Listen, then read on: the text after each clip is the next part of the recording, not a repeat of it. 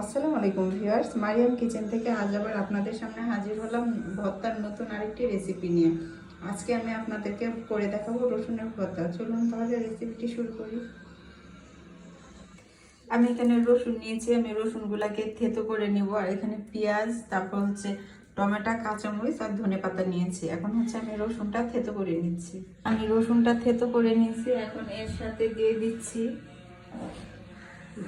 লবণ, হলুদের গুঁড়া, মরিচের গুঁড়া আর হচ্ছে ধনিয়ার গুঁড়ো। আমি এখন প্যানে তেল দিয়ে দিচ্ছি।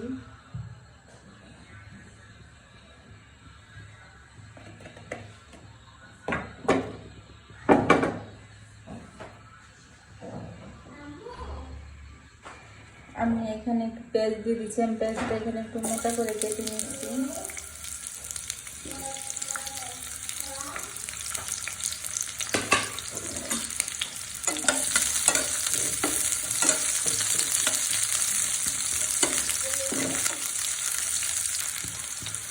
আমি একটু এখন টমেটো কুচি দিয়ে দিচ্ছি।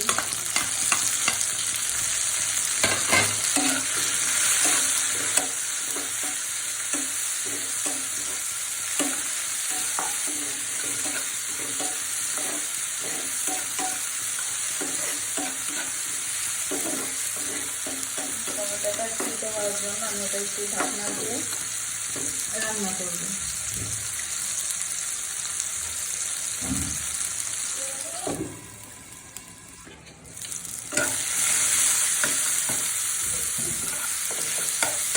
টমেটোটা সিদ্ধ হয়ে গেছে। এখন হচ্ছে আমি থেতো করা রসুনটা দিয়ে দিচ্ছি।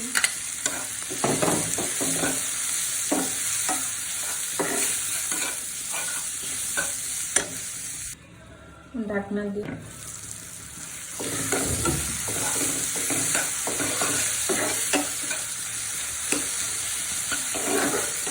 রসুনটাকে টমেটোর সাথে ভালো করে মিক্স করে নিচ্ছি।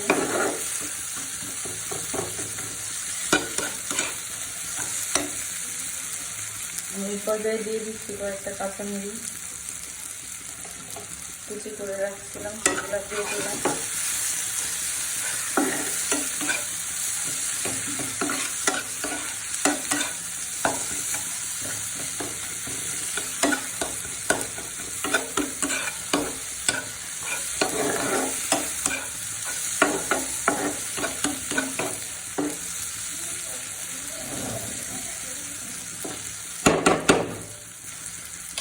আবারও ঢাকনা দিয়ে দিচ্ছি।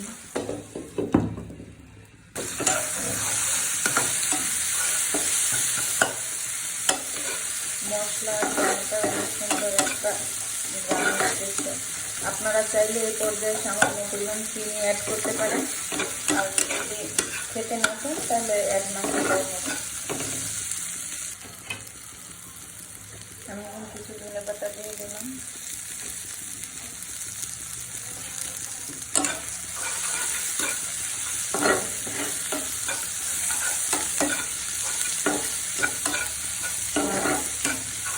ভর্তাটা হয়ে গেছে। এখন হচ্ছে এই পর্যায়ে আমি একটা বাটিতে নিয়ে নিচ্ছি।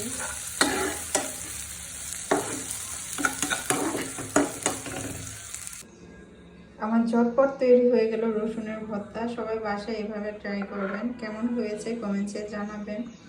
ভিডিওটা ভালো লাগলে শেয়ার করে দিবেন। সবাই ভালো থাকবেন, সুস্থ থাকবেন, নিজের যত্ন নেবেন, নিজেকে ভালোবাসবেন, প্রাণ খুলে হাসবেন। আল্লাহ হাফেজ।